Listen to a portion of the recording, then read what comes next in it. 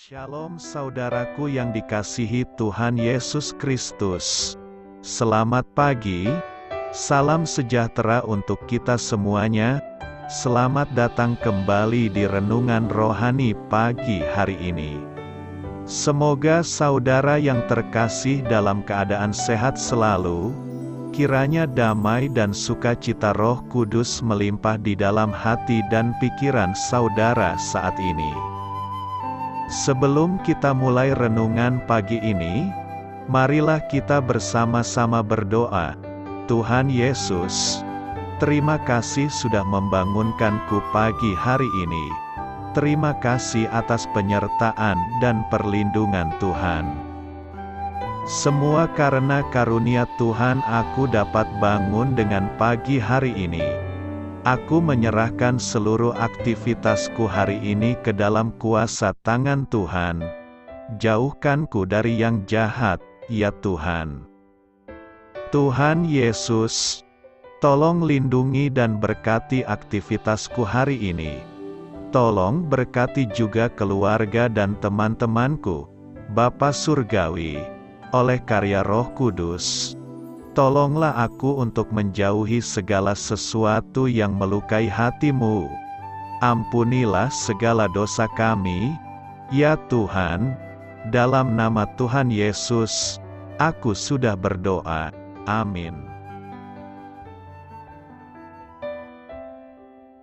Sahabat saudara rohani, pembacaan ayat emas Alkitab renungan kita hari ini terambil dari Kisah Para Rasul 5 ayat 17 sampai 21, 25 sampai 29 dan ayat 41 sampai 42.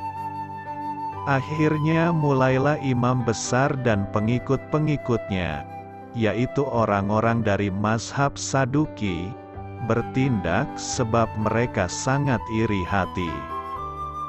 Mereka menangkap rasul-rasul itu, lalu memasukkan mereka ke dalam penjara kota. Tetapi waktu malam seorang malaikat Tuhan membuka pintu-pintu penjara itu dan membawa mereka keluar. Katanya, "Pergilah, berdirilah di bait Allah dan beritakanlah seluruh firman hidup itu kepada orang banyak." Mereka mentaati pesan itu, dan menjelang pagi masuklah mereka ke dalam bait Allah, lalu mulai mengajar di situ. Sementara itu imam besar dan pengikut-pengikutnya menyuruh mahkamah agama berkumpul, yaitu seluruh majelis tua-tua bangsa Israel, dan mereka menyuruh mengambil rasul-rasul itu dari penjara. Tetapi datanglah seorang mendapatkan mereka dengan kabar, "Lihat, orang-orang yang telah kamu masukkan ke dalam penjara, ada di dalam bait Allah, dan mereka mengajar orang banyak." Maka pergilah kepala pengawal serta orang-orangnya ke bait Allah, lalu mengambil kedua rasul itu, tetapi tidak dengan kekerasan, karena mereka takut, kalau orang banyak melempari mereka. Mereka membawa keduanya dan menghadapkan mereka kepada mahkamah agama. Imam besar mulai menanyai mereka. Katanya, "Dengan keras kami melarang kamu mengajar dalam nama itu.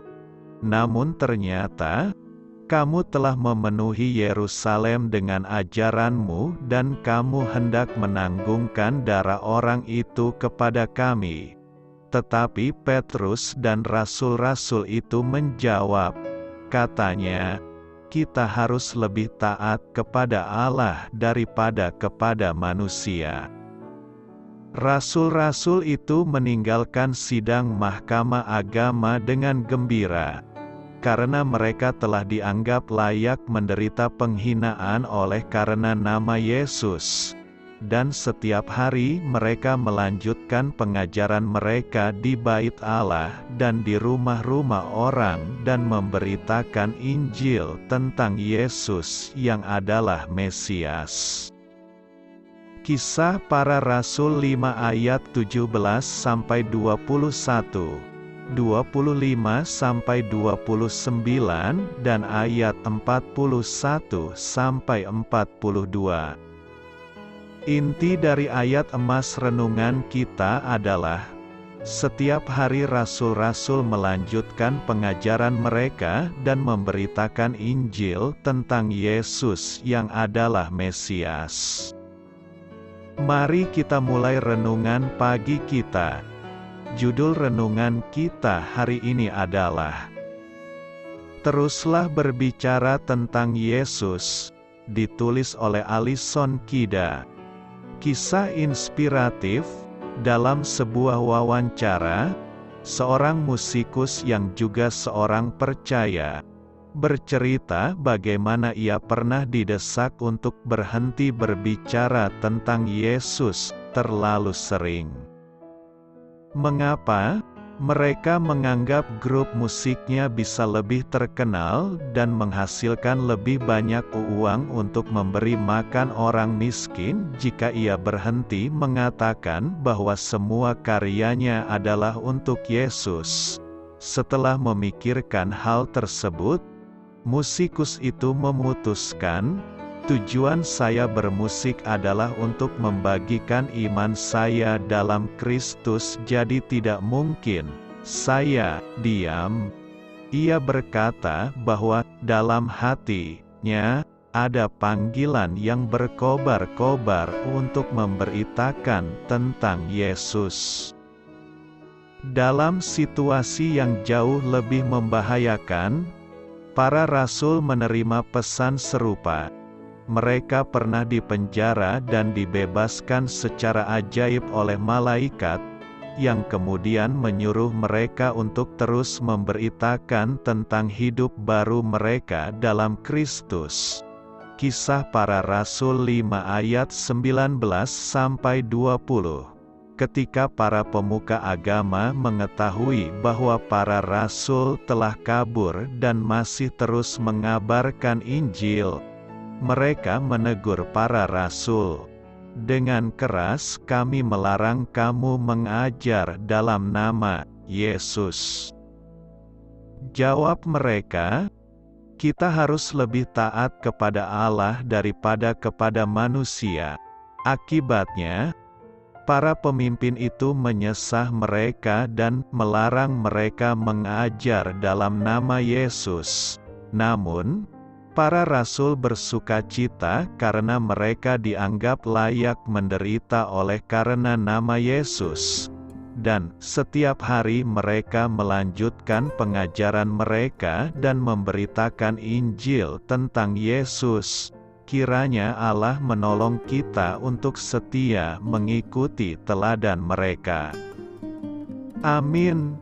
Marilah kita renungkan di dalam hati kita. Jika Anda pernah disuruh untuk berhenti berbicara tentang Yesus, apa respons Anda saat itu? Dengan cara apa Anda dapat bercerita tentang Kristus kepada orang lain? Hal ini patut kamu ketahui. Orang Saduki, Kisah Para Rasul 5 ayat 17, merupakan salah satu sekte keagamaan abad pertama yang tidak suka kepada Yesus. Lihat Matius 16 ayat 1-12, kemudian Matius 22 ayat 23-29. Setelah kematian dan kebangkitan Kristus, para rasulnya juga mengalami penolakan dari mereka. Mereka adalah kelompok Imam Ningrat, yang oleh sebagian orang dipercaya sebagai keturunan Zadok, imam yang setia pada Raja Daud dan Salomo. Lihat 2 Samuel 15 dan 1 Raja-Raja 1. Mereka meyakini hukum Taurat sebagai otoritas utama dan berpendapat bahwa doktrin kebangkitan tidak dapat ditemukan dalam Taurat. Doa saya menyertai saudara sekalian. Selamat berkarya untuk Tuhan. Amin.